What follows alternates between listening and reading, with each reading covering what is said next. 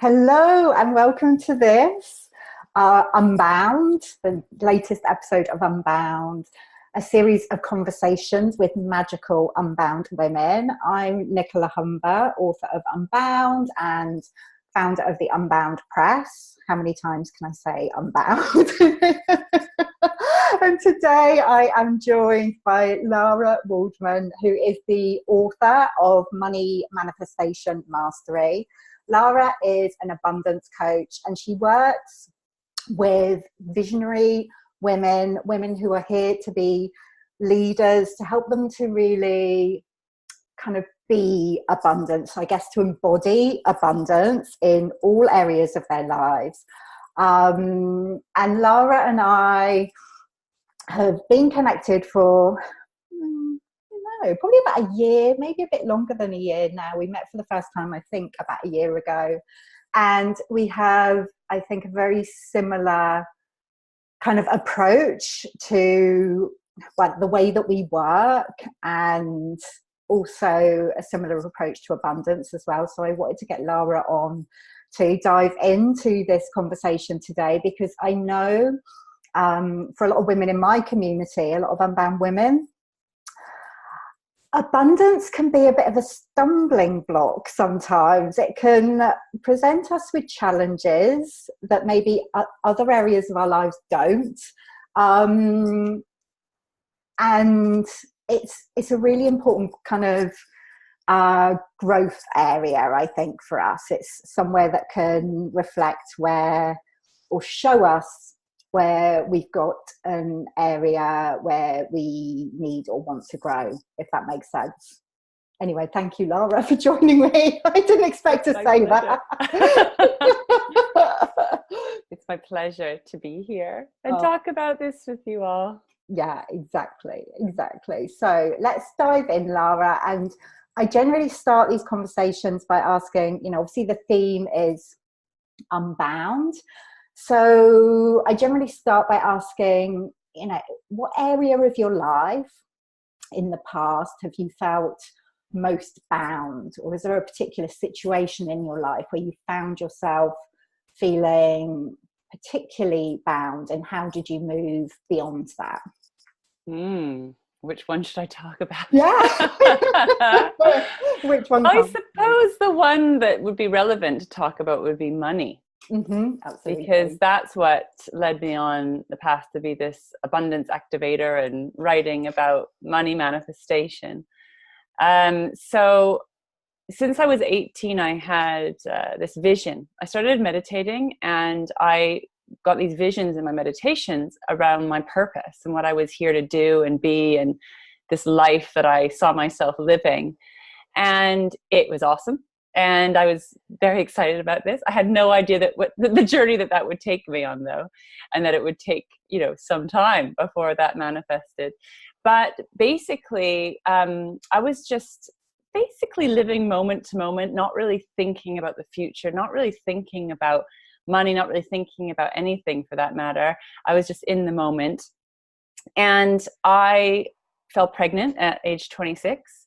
Which I knew was right, and I was definitely meant to have this beautiful little baby. And I had my first daughter, and I was still at this point very flowing, and everything was sort of fine, and I was running on trust and loved being a mum. Very healing time for me. And then when I had my second daughter, which is 3 years later, this is when I really started to feel a really huge contraction around my purpose, because we had very little money at that time. We were trying to get by on one income in London. And I started to feel very trapped and suffocated when it came to money. And I couldn't really understand what was going on. I had this vision of my purpose and this life that I was supposed to be living, and found myself at home with two obviously lovely little girls, but I felt very trapped because I had no money to kind of do the things I wanted to do and live the life that I felt I was meant to be living. So that was probably that was a very challenging time in my life. Mm-hmm. And it led me to explore that subject of money further and understand what was happening with my reality at that time. So how did you move beyond that sense of contraction, then Lara, what, you know, you mentioned there that led you to kind of explore this more.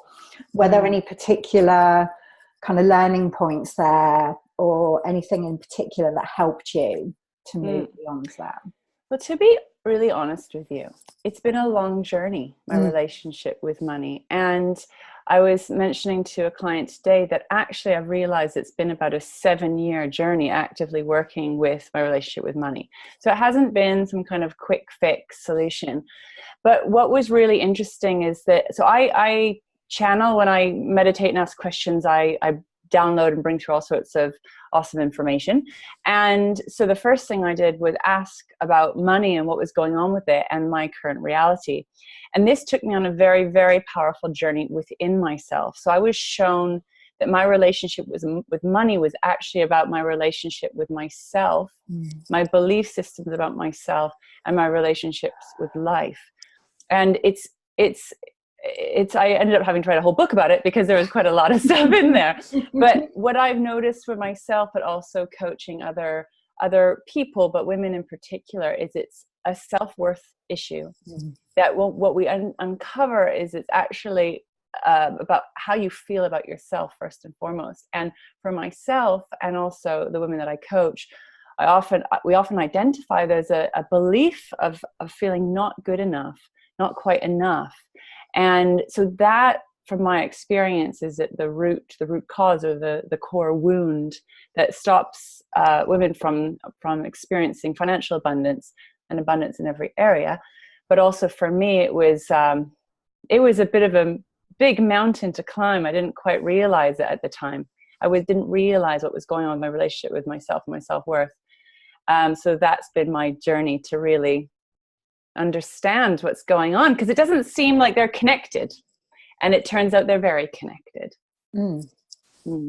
Absolutely. And there's lots of different layers to that as well. Like in my experience, like I've had a very similar journey to you around this, I think. And you know, I worked in finance, I worked with money before I retrained as a coach and a hypnotherapist, you know, so was very used to being with money on one level. But when I started my own business, things completely changed for me around money, because, you know, it was directly related to me, what I was doing. I was putting myself out there and all of this stuff. And I didn't realize, like you, that it was around self-worth to begin with. But that became clear to me. It's like, well, hang on, what's going on? I used to be able to make money really easily, and now I just can't do it. You know, what's changed here? And it became apparent. It was because, you know, how I felt about myself. And, you know, I had that realization, but then, like you said, it is a bit of a mountain to climb. There's all these different like layers of ways that we find ourselves kind of not good enough, or we judge ourselves to be not good enough. Has that been your experience as well? Oh my goodness, yeah. And it's, you know, and there's, like you said, there's so many layers, right? And you think you understand, and then you get a new layer and a new layer. Yeah. And I think also, I mean, there's so many layers, right? We could talk forever about the subject, but the other piece for me was around receiving and it feeling safe to receive. And I realized I was shown how much protection I'd built up, these walls of protection to protect my heart, to protect myself, you know, from life and from old trauma, that was literally like becoming like energetic walls to receiving money, but not just money, love, support, all the good things that life is just ready and waiting to give to us. And so I also had to look at bringing down those walls, which is also can feel very, very vulnerable and unsafe. So it's this really interesting, can be this very interesting push-pull when you're wanting to receive and you want more financial abundance. And of course we want love and good things, but it can also feel quite threatening, which is really interesting. It's not very logical. But so then I had to really face some of the blocks of protection, of where I create separation between myself and life. Yeah, yeah. Can you speak a little bit more about, because people might be watching this and might be wondering, well, why would that feel unsafe? you know, to receive more money and more love and all of these good things. You know, why would we have this belief, which is often unconscious, that it's unsafe in some way? It's crazy. I mean, it doesn't make any rational sense whatsoever. So this is beyond the rational. This is beyond the conscious. So we're going into the very unconscious patterns and habits that we create, often from a very young age. So it's really, really fascinating. You have to be willing to be a bit of a detective. There are so many reasons, but goodness, it's such a deep question. So I'll try and explain it in one way. In one way, how we grow up and our experience of life as we grow up becomes our reality. It seems like that is reality, the way that we experience life. So there can be a real confusion around things like love and money, safety and security. And there can be confusions. We can kind of get our wires all crossed if we have someone who's supposed to be loving us, for example, that also abuses us, for example. So let's say you experience abuse from a parent or a loved one or family member, then our wires get crossed and confused around love and safety. So we can it can be very, very confusing. Or even our wires can get crossed around love and money. So I grew up with money, but there wasn't that real deep emotional support there. So I made a really weird connection between money and love as well. And but the problem is how you grow up, that creates your sort of blueprint, so to speak, or your perception of reality. It makes it feel and look like that is reality. So anytime you then go to try and change something, it's almost like entering a new world or a new universe. And it can feel very unsafe. So when we start to go out of our comfort zone, it's not to say you're in a comfortable place, but in the place that you know, what happens is our protection systems flare up. So the ego, our protection systems go, danger, danger, danger, alert, alert, alert, and like all systems shutting down. And there's an element of the self that's designed to protect you. So you then, sometimes, like to me, not to sound dramatic, but sometimes when I've been trying to step out of my comfort zone and create a new reality, it's literally felt like going to my death. Because sometimes the fear was so great. It was stepping into the unknown, like stepping out of a plane mid-air, not knowing where you're going to land or if their parachute's going to work. And so it's very irrational, because sometimes those things that they can feel so threatening and unsafe that are actually the greatest thing, like love, for example. So it really doesn't make any rational sense, but it's fascinating as well to watch how we can unconsciously push away the very thing that we desire, unconsciously put blocks on the very thing that would really make our life even better. Yeah, exactly. And it's super frustrating as well. Oh, come on. But this can be really subtle as well, can't it? Because, you know, I'm thinking about the ways we kind of create these patterns and these beliefs when we're growing up. You know, you spoke about, you mentioned kind of like if you were abused by a parent or someone when you were growing up, you can form these beliefs. But often kind of, you know, when we're speaking about trauma, it can be it might be things that happened or something somebody said that you wouldn't necessarily remember as something traumatic, but actually your younger self created this belief, this story that like, oh, this isn't, if I do this, it's not safe. Very true. Yeah. So things can be very traumatic to us that don't seem like obvious trauma. You know, it's so true. And even a little comment that someone makes. You know? So we're very sensitive beings. I think, having done this work for over 20 years now, and spirituality, self-development, healing work, I think we're extraordinarily sensitive, and more sensitive than we realize. So all these little moments, they can have a really big impact. And it's sort of a journey of unraveling, you know, our past, our childhood often starts quite young. Yeah. And as you're speaking, actually, about how sensitive we are, how sensitive we all are. What I'm really thinking it's important to highlight is it's so vital that we're kind of kind to ourselves and gentle with ourselves on this journey, rather than like we can have these expectations of what we should be able to do and what we should be able to create.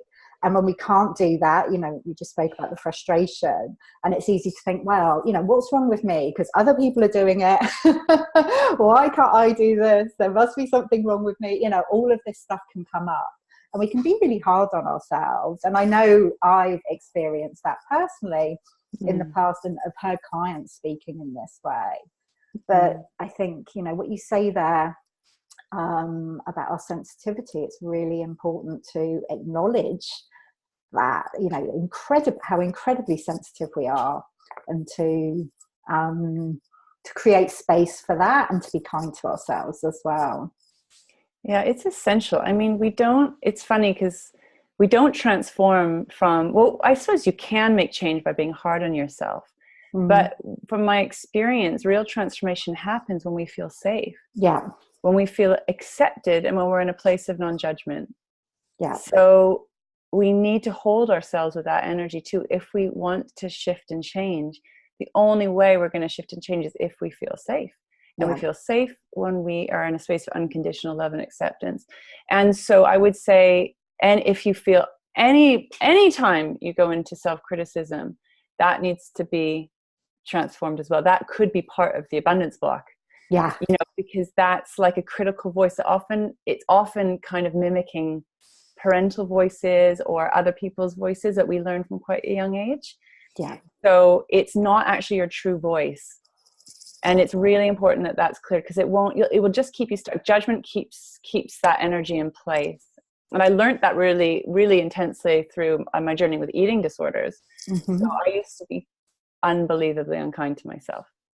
And what I discovered is the more I judged myself or criticized myself, the more the whole thing gripped me. And I found it sounds really cheesy and cliche, but through self-love and acceptance, I was able to unhook myself from my food, my really unhealthy relationship with food.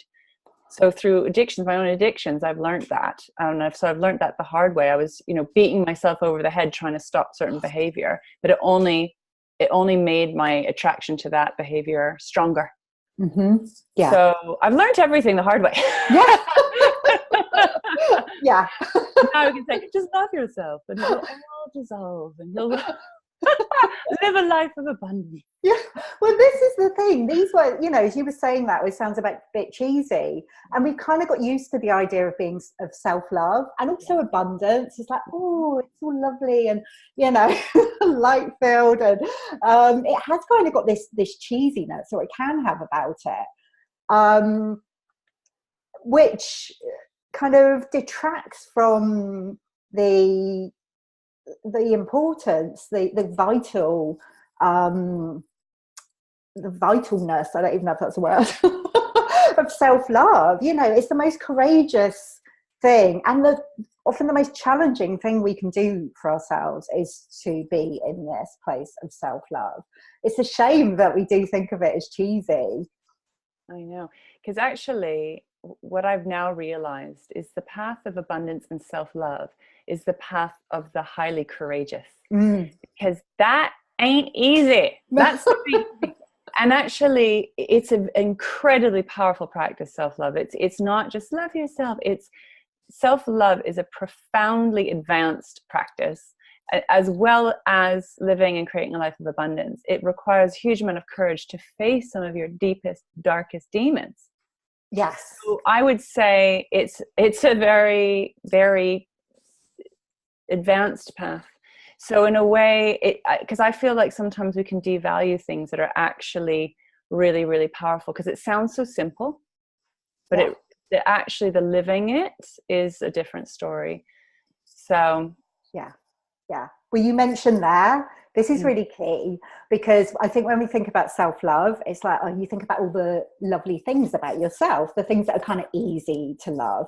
But you mentioned there about kind of, I can't remember what word but you were talking about your demons. Yeah. And, that this is what takes real courage and real bravery, is to like even acknowledge our demons, even to kind of acknowledge that this is part of us, these things that we see as not lovable necessarily. Exactly. Yeah. Exactly. And for a lot of, well, at least the women that I work with, they tend to be very good at giving to others, supporting others. Like I can always see the light in everybody else and what's great, but actually being able to do that for yourself, and that's a different story. And we're not talking about, oh, your hair is nice, you know, oh, you've got nice teeth. You've got a great sense of style. I'm not talking about that, although that's good too. But this is about fundamentally who you are. And so creating a life of abundance, and it really requires a deep level of self-acceptance and being able to know yourself and be with yourself and love yourself, accept yourself, warts and all, you know, all the bits that you judge to be good, but also the bits that you judge to be shameful or unlovable, or, you know, like you wouldn't want anyone ever to find out about. Those are the bits that are lurking in the shadows, that are the hidden aspects of the self. And in those aspects, those are where we actually hide our abundance. Yes. It's actually in the dark bits. And so that's why it takes so much courage, because we have to be willing to face the parts of ourselves that can feel incredibly painful and scary to visit and to acknowledge. But it's kind of like how I explain it to people. You know, in the Wizard of Oz, the great mighty Oz, you're like, I am Oz, and then we discover at the end that he's just this fearful old man behind the curtain. Yeah, it's the same thing with our demons. Is they can feel really big and scary and terrifying, but actually once we face it, we find that oh, this is actually quite a lovely part. Actually, maybe there was nothing to fear about this part. It's just an abandoned part of the self. It's a part of the self that we've neglected, and then it becomes shadowy. Then it becomes dark, and then it becomes really unconscious. It can be unconscious. The unconscious saboteur. Yeah. That part of us can end up unconsciously sabotaging the very thing that we desire. Absolutely, absolutely. And I think this is something that people can find it hard to kind of get their heads around when we're talking about abundance, because so much of the information out there about abundance and how to create abundance, it focuses on, and I think this is shifting now, but it's very much a focus on, you know, thinking positively and like focusing on the positive, and there's not so much said about kind of the shadow work that is required. There's something incomplete about a lot of the abundance work that's out there. Has that been your experience of work? Yeah, and I was thinking also about a lot of the marketing that's tailored towards like live the dream lifestyle, make your 6-7 figure business, you know, have the perfect body, find your soulmate, and it's all like, look what I've done, I've created this, and you can too, and it's all that kind of, and it gives a really false kind of no one's talking about what it takes to get to that place. Yeah, because you know, there is a huge amount of inner work that goes on. Some people, with most people, there's one area that they're stronger in, and then there's another area that they might struggle in. So one person might be fine with money, but might struggle with love, for example, or the other way around. So, but generally, there are some areas that are really challenging, and that's not people. I think I'm ready to call in a new level of honesty and authenticity when it comes to this work, because yes, we can, all this ideal lifestyle and dream, this and that is wonderful, but there is a really powerful journey to get to that point. And sometimes that takes time. Sometimes that takes years. Some things we can manifest very fast. And some things, like for me, there's some things that have taken years and years, and it's so frustrating. But it's worth it. Yeah. And it's the journey that's important as well, isn't it? Yeah. You know. Exactly. Yeah. It sounds cliche as well. It's a journey, but it really is. And what I found is, because I have at this point now, because I've been playing with all this stuff for a long time, I have manifested some of my dreams into reality. And what I've realized is I think humans love expansion. We love growth. We love new freshness, to freshness. I don't know if that's a word Yeah. either, but I'm just going to make up words. Today. And so what I've realized is wherever you get to, there's always going to be more, because we want to have that adventure of life and being alive and living and exploring what's possible. So it's really hard, but it really is important to try and enjoy the journey and try and just be with the process, because there's always going to be something more, I've discovered. Yeah. There's always something. Yeah. So as much as we can, trying to just relax into the now of it all. Yeah. And realize there's nowhere to get to. Like there's no end point. There's no sort of, you reach the finishing line and then that's it. Yeah. I've found anyway. So I've been doing this for 20 years now. I found that I haven't found an end point. Oh, yeah. So we might as well try and enjoy it. Exactly. And to appreciate, you know, when things are coming up that feel challenging, or it feels like you're revisiting kind of a pattern for the 100th time, a different layer. It's like, no, this is what you came here to experience, like this experience of kind of expansion and growth, and to experience like the completeness of life, and not just the 6-figure income and meeting your soulmate. Yeah, I mean, those things are good, right? Those things are good and important, but that's not like, it's not the end result that's the point, is it? It is about our experience. And I do think it is about transformation and about like what comes through to me is this work is about healing ancestral patterns as well, ancestral wounds, past pain and trauma, and also about future generations. So the work that we're doing for ourselves now is about healing the past, but it's also about creating a different future, or a new future for the future generations as well. So I feel like what we're doing here is really profound, not only for ourselves, but also for humanity. Yeah. So for me, this is deep and powerful work that goes way beyond just us. And that's quite hard, because our mind and our ego are designed to be quite kind of self-focused and quite limited in its thinking.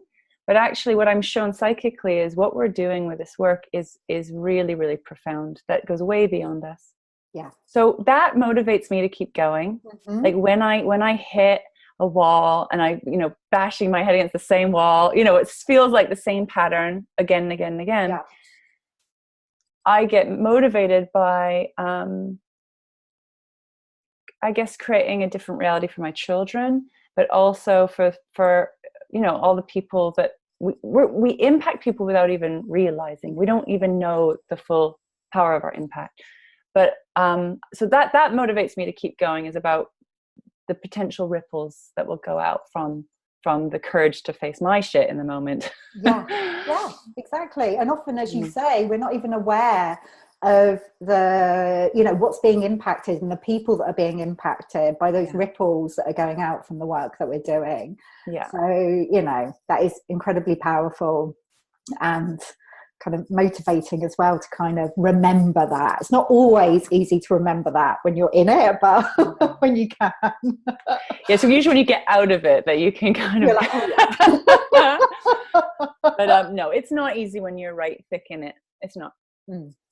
But it's sort of, I guess I've learned through lots of experience to have the courage to dive into it, and to not avoid the pain, avoid the challenge, because I know I've had enough breakthroughs now and supported enough people to go, there is gold on the other side of this. Exactly. If you just stay with it long enough, you'll find beauty in this situation. Yeah, exactly. That is, the more you go through it, like you say, the more breakthroughs you have. It's like, okay, I know this is uncomfortable right now, but like you say, there is gold on the other side. So and I feel like we have this sort of false idea again around that there's an idea we're supposed to be constantly in this state of happiness all the time, that if we're not feeling happy, joy and wonderful and positive all the time, that there's somehow a failure going on.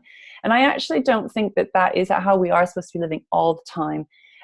Yes, it feels great to feel joyful and happy. That's wonderful. But it's not just about having a flat line of one emotion. No. We're here to experience a whole range of things. So again, if you're struggling with anything, it's not a failure. It's just, what is this? What wants your attention now? Exactly. And if we can consciously work with whatever is showing up, then that's when we can have really profound transformation and start to really access our ability to consciously create our life. Yeah, yeah. You know, and that's another way we can make ourselves wrong or not good enough. It's like, oh my goodness, well, I'm not happy all the time, so what is wrong with me? And it's like, we're not meant to be happy 24/7. We have this full range of emotions that we're meant to experience. So yeah. Lara, like, we're gonna have to have, I say this kind of every time I speak to a different woman on Unbound, because there's so much we could dive into, and there are things I haven't even got to ask you about, so I think we're going to have another conversation at some point. That would be great. Yeah, but for people who are listening or watching right now and want to find out more about you and how you work, what's the best way for them to do that? There's a few ways. You can find me on my website, larawaldman.com. I'm on Facebook. If you put in Lara Waldman Abundance Activator, you can find me there. And I'm on Instagram, Lara Waldman Official. And then we can have a chat about the next step from there. Perfect. Well, we'll put the links to your website and social media below this video so people can contact you in whatever way feels good for them. But definitely go and do that. Lara's work is amazing, and it's very, very aligned with kind of the walking the unbound path and the work that I do around Unbound. So I really appreciate you being with us today, Lara, and you know, for all the work that you're doing. It's such vital work, so thank you. Thank you so much, Nicola. It's such a joy to connect with you and your community. Thank you for having me. Oh, you're welcome. Thank you. Okay, we'll see you again soon. Bye. Bye.